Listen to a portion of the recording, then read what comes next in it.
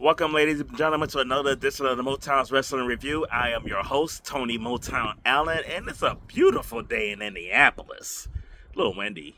Hope my camera don't get knocked over. That'd be, not gonna lie though, that would be kind of funny, as long as the shit don't break. And man, I hope the camera does this justice.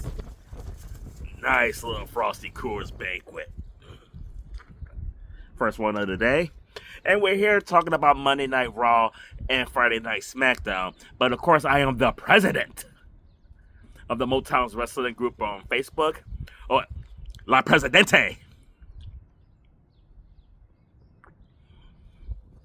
But don't get it twisted. Everybody who's in the group knows. If you're not part of my group, make sure you join. Y'all all know the first lady of Motown's Wrestling Group, Ty Nicholson, is the one who runs that shit. I'm just there to help. My name's Motown, so that's the reason why she hasn't replaced me. I don't know. Anyway, Monday Night Raw kicked off with Adam Pearce in the ring calling out for Seth freaking Rollins. And a bunch of hood guys came out there. Then Seth Rollins came out, took his hood off. The Division came out, all two of them. So you had Logan Paul and Austin Theory come out. They started getting a little heated. Seth threw his mask on, and then they went into the Three Stooges, where all of them are running around, kind of like kind of like the little game they do at the football games, where they put the ball into the cup and they move all the balls around, the cups around. You got to guess which one the ball's in. That's what they did. And then of course, LA Knight came out to kind of offset the Vision, and then the Usos came out. Chased them away when it was down to 3-on-2. And then we got some yeeting. It's just me, Oos. Day one-ish. We ain't been getting as much yeeting lately. A little disappointed with that. But at least we got a little bit of yeet. Next up, we have the Gauntlet match to determine who's going to challenge AJ Lee for the Intercontinental Championship. I believe next week. Even though it should be at Mania, but I think it's next week. It's coming up soon. If it's not money, it's coming up soon. Started off with Laura Valkyrie taking on Io Sky. That was actually a good encounter between them two. Laura Valkyrie actually looked pretty decent. I mean, I'm not a big fan of Laura Valkyrie, but I got to give the bitch her due. She did pretty good there. Io Sky got the win, of course, with the moonsault. Then she went on to take on Raquel Rodriguez, Tiny Tits herself. Pretty good interaction with them. A different dynamic for Io Sky, going from Laura Valkyria to the big powerhouse Raquel Rodriguez, and showcased her power well. And Io did get the roll-up win for the 1-2-3, which led to Tiny Tits beating the dog shit. She beat the brakes off of Io Sky after that match was over. And then Ivy Now came up, picked up the pieces, got a quick 1-2-3 win after Raquel Rodriguez beat her down. And then out comes Bayley to take on Ivy Now. Bayley hits her with the Bayley to Bayley. The Bayley to Bayley suplex, or Bayley to Bayley. I don't know what the fuck they call that stupid ass shit. Her Magnum TA ass wannabe. She don't do it as good as Magnum. But Bayley beats Ivy Now, and then she goes to take on Asuka for in the final match of the Gauntlet, which was a really good match between these two. I know these two have history. I think they did face each other in NXT as well, though. But it was definitely seeing these two go at it. Kairi Sane was at ringside. Poor Kairi. Blink twice, Kairi, if you need help. Bayley hit the Rose Plant on Asuka to get the win. No surprise here. Bayley will be taking on AJ Lee. And the only reason why I say there's no surprise here is because of the history that Bayley has with both CM Punk and AJ Lee. So, even though I'm not a fan of that bitch Bayley, I'm really not. And I know she's going to do the job because AJ Lee's going to whoop that trick. Whoop that trick. But I'm actually happy for Bayley and AJ Lee to have this match, because I'm sure this was on AJ Lee's bucket list when she came back. She ended up getting stuck with Becky Lynch in the beginning, though, to bring her back, though. But I'm sure this was one of those matches that AJ Lee wanted. And, of course, why wouldn't Bayley want it? Because Bayley is that wrestler that AJ talk about. She's your favorite wrestler's favorite wrestler. And Penta is taking on El Grande Americano, the original a Grande Americano for the Intercontinental Championship, and a couple things going on in here. First, the original Grande Americano got cursed by Danhausen. So then, apparently, the curse prevented him from even performing in this match because we get the Timu of Grande Americano, Ludwig Kaiser. But then they also said that Penta is your first Mexican Intercontinental Champion. I don't even need Google to fact check this shit. He just beat a Mexican. Dirty Dom Mysterio. Tito Santana, Eddie Guerrero. Like, we've had Rey Mysterio. We've had Mexican Intercontinental Champions. But the only thing that I'm guessing is they meant Mexican born. And I'm sorry, leaving out that one word is a very important when you making a bold ass statement like that. But this match itself was actually pretty good. Real quick, I did give the ladies a B for the gauntlet match. I gave this match a B minus. I honestly think it would have been better. I think it could have been match of the night if the original Grande Americano was wrestling in instead of the Timu version. But still a pretty decent match. Like I said, I gave it a B. Penta wins with the I'm about to say the Penta Destroyer, the Mexican Destroyer. So he's still the Intercontinental Champion. Hopefully he keeps the title through WrestleMania. And then we had a Judgment Day come out there, and long story short, Finn mad at Dom mad at Finn. This ended with JD knocking him the fuck out. JD took his head off, which was a big surprise because them two were really tight. But obviously, JD McDonough realized 3 guys, 3 girls is okay. But with Dirty Dom having Liv, it's 2 guys with tiny tits and tiny tits and Roxanne Perez, and I would put it on Roxanne Perez like that. But if you get rid of Finn Balor, now JD got his pick between big tiny tits or little sexy Roxanne. And I like his thinking there. I would have done the same thing myself. I mean, not that I would turn on a buddy for some puss. But I am Tony Motown Allen.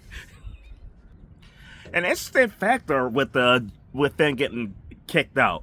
Depending on how you're counting it, and to me, he joined early enough to be considered original because it originally started off with Edge bringing in Damian Priest, then later on they brought in Rhea Ripley, and then later on they brought in Finn Balor. And to me, this is the original version. This was Edge's version, even though they immediately kicked out Edge right after that, though. But this was Edge's Judgment Day. To me, that was the original one. So the original Judgment Day is officially dead. Now, Prime Judgment Day, the best version of Judgment Day, the Barry Windham Horseman version of Judgment Day, is, of course, Finn Balor, Damian Priest, Rhea Ripley, and Dirty Dominic Mysterio. And Dirty Dom is the last of the Prime Judgment Day. So we'll see how this moves forward, though. Next, we got Rusev taking on Obafemi. And I don't think anybody ever even thought that Rusev had a chance in this match to win. And, of course, he did. And I gave this one a B- as well. He hit him with the fall for grace for the win. I think they booked Oba pretty good. He did look good in this match. I was happy overall with it. Now, these matches got a B- as well as the last one, though. But I did give the Gauntlet match. I'm surprised because I'm not a big fan of the Gauntlet match. But I'm surprised that the Gauntlet match, in my opinion, was the best match of the night, the most entertaining match of the night. I was really happy with that. Then that takes us to the CM Punk promo. And with the CM Punk promo, he was kind of shocked that everybody cheered him after what he said last week and what he said about Roman Reigns' daddy. And it was kind of funny because when the show started, they asked the Usos about what he said. And Jay just kind of blew it off like, yeah, whatever. And now then by the end of the show, now he's all like acting like CM Punk fucked his daddy in the grave or something. He's so fucking pissed. Yeah, I probably should put myself on timeout after that. Like, I'm sorry, guys. That might have been, even for me, a little far. I don't have a filter. The shit just kind of rolls off. In my head, it didn't sound as bad as it did when I said that shit out loud. But, the Usos out there demanding an apology, and then, CM Punk apologized. He apologized that they've been taking shit from Roman Reigns. He apologized for how Roman Reigns treated him like horse shit, how Roman Reigns used him, the way he abused him for all those years in the bloodline. And like CM Punk said, I don't really get how This requires an apology. Like, you're gonna sit up here and demand an apology for this. But with all the shit that Roman Reigns did to you, never got an apology from him. Tell me when he's telling lies. And they ended up with CM Punk getting knocked on his ass by Jimmy Uso, I believe it was. I mean, and just kind of look at it, it was kind of a lackluster finish, to be honest with you. I mean, yeah, they was making it all hyped up with the apology and everything, making it seem like a big deal, though. But then it's just kind of flat, in my opinion, though. So, I mean, he did mention, like, it was so bad, how come Roman Reigns ain't there? But Roman Reigns is supposed to be there on Monday, so we'll see how that goes, though. But that's it for Raw, and now let's cover some Friday Night SmackDown. Oh, it's Friday the 13th, and that's why we got Drew McIntyre out there bitching and moaning as usual. Little whiny fucking bitch. Jesus. Then Nick Aldis came out there and basically told him to quit bitching and whining and moaning and complaining. Then Jacob Fatu came out there and as he's talking, whining and bitching, moaning, complaining about how everybody's screwing him over. Jacob Fatu like, look, I'm the one that screwed you. I'm the reason you won the title, and I'm the reason you lost it. And Drew did what Drew does, got fed up, and fucking quit like a bitch. Jacob Fatu made Drew McIntyre quit like a bitch. Or did he? Next, we got Solo Sikoa and Tama Tonga taking on Uncle Howdy and Roland, the My Family Tree against the Wyatt Six.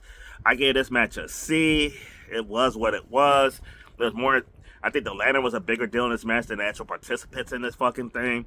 The Wyatts get the win. Nikki had the lantern, gave it to Bo Dallas. Uncle Howdy. And then, of course, Uncle Howdy gets attacked by Tama Tonga, Taoloa, one of them two.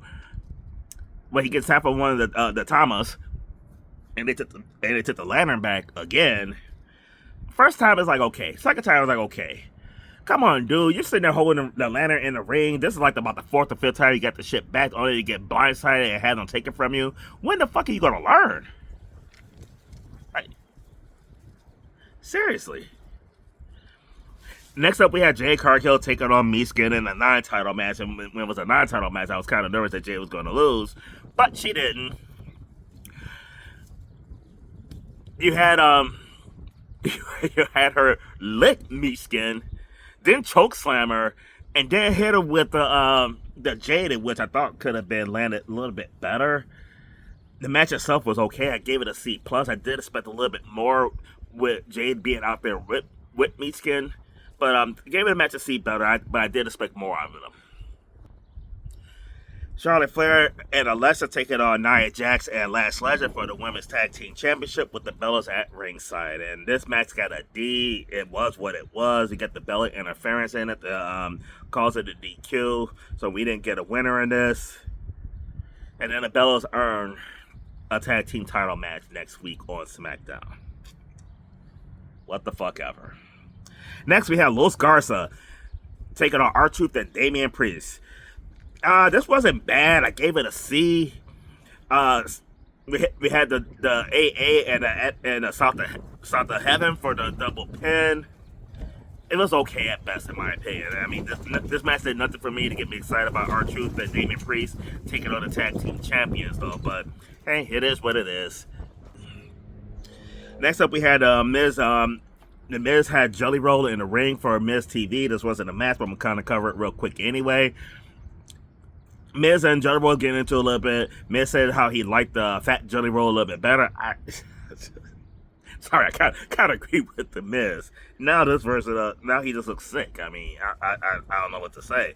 I mean, hats off to him for losing, like, he basically lost a wrestler. Like, before I say he lost me, like, he lost a grown-ass man. Now he lost a wrestler. He's up to, like, he lost, like, 250 fucking pounds. And Kip Williams came out as well, confronting him, and this is supposed to lead to a confrontation. Kip Williams is supposed to call out Jelly Roll next week. I didn't know you really announced call-offs a week in advance, but hey, what can I say? So the matches, as far as grades go, and I guess SmackDown was on for 3 hours, but they had way more matches. But not way more, but they had more than Raw. I mean, first match got a C, the second one C+, third match a D, fourth match a C. Sometimes quality is better than quantity, in my opinion. I know sometimes people bitch about not enough matches. I would kind of rather have less matches and better matches than a bunch of matches. But I'm saying that to say that as we go into the 5th match on Friday Night SmackDown, it's titty time! Dush! And it's titty time times 2! Because Tiffany Stratton, my boo, you still below AJ, but my boo, you still below Mandy as well, but my boo, take it off, Kiana James. And oh my God, I think it's more titty time for Kiana James than Tiffany Stratton. Them puppies. Woo! Chelsea Green and Alba Fyre was at ringside as well, along with Julia. Of course, there was some outside interference in it. But all in all, Tiffany Stratton got her down with her rolling senton, went up for the prettiest moonsault ever. To get the win with the 1, 2, 3 with the prettiest moonsault ever. Dush! And I gave the match a B. I really did enjoy this, though. Even with the outside interference, Chelsea Green is magic no matter what the hell she does. But I really did like this a lot. Next up, we got all gas, no brakes. Know what I mean? Take it on. Whoop that trick. Whoop that trick. Whoop that trick.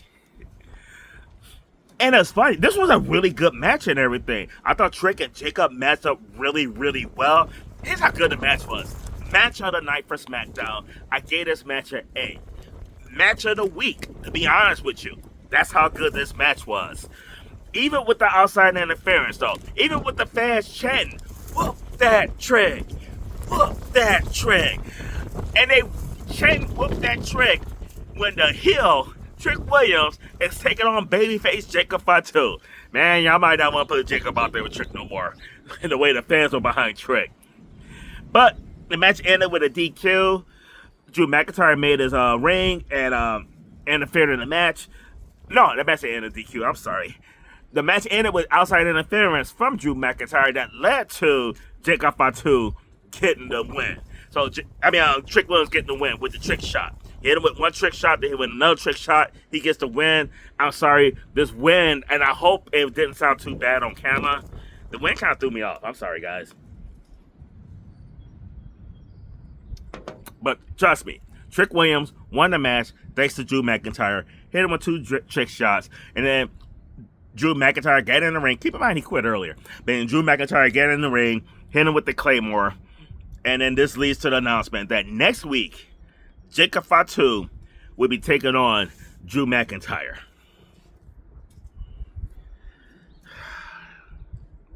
I hope you guys remember when I said this.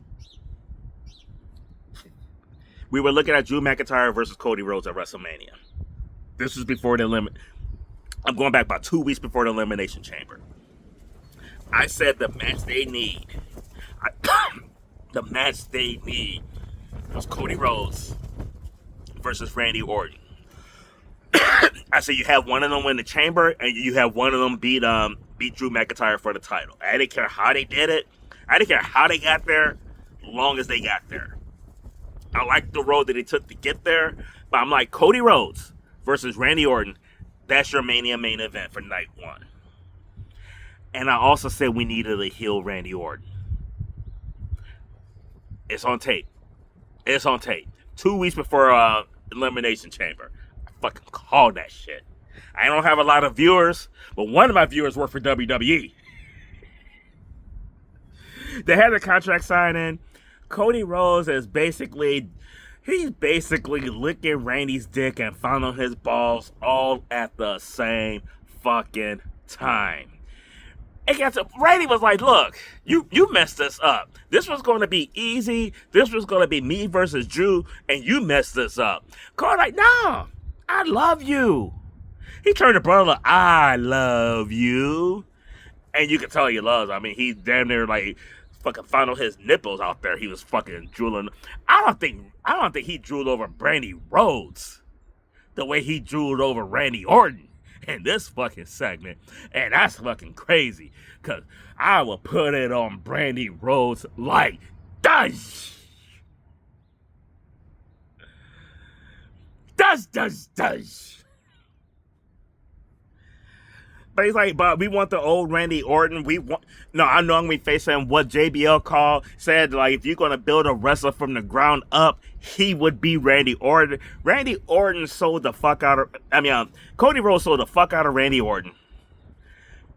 And he said, no matter what, after WrestleMania, I love you. I'm like the Budweiser, old Budweiser commercial.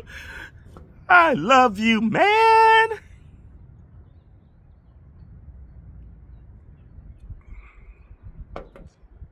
Then they hugged. And then he got the John Cena kick to the nuts. He got his ass beat down. He was beaten bloody. What is it with Cody Rhodes and this road to WrestleMania? If I'm Cody Rhodes, I'm going to pull a fucking Roman Reigns and work part-time from Rumble to Mania. Because 2 years ago, The Rock beat him bloody. This is for Mama Rhodes. Last year, he got the hug, he got the kick in the nuts, and he got his ass kicked by John Cena and that little turd, whatever the fuck his name is. Ty, you can leave it in the comments. And then this year, it's Randy Orton's turn to beat him bloody. Absolutely fucking love it. And then since the WWE is watching, since they're one of my 10 viewers, here's how you book it at WrestleMania. I don't care how the match goes. Honestly, this got the potential to be a match of the night, possibly even a match of the weekend. WrestleMania, night of WrestleMania, night 1 and 2. This could be the best match between the both nights of WrestleMania. It has that potential. And I don't care what you do, from the start of the match to damn near the end, this match must have, absolutely have to have Cody Rhodes lose to the punt kick. Randy Orton said he have to win this match. He has to win that title. He's like, Cody, you understand? I have to win that. Reminding me when Steve Austin told The Rock the exact same thing, and The Rock and Austin ended up turning heel.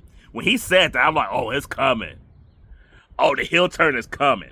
When he said that, I knew the heel turn was coming. I didn't know it was be tonight, and I didn't know he was gonna beat him bloody on SmackDown. But god damn it, 3 years in a row, Cody Rhodes get his ass beat bloody leading into WrestleMania.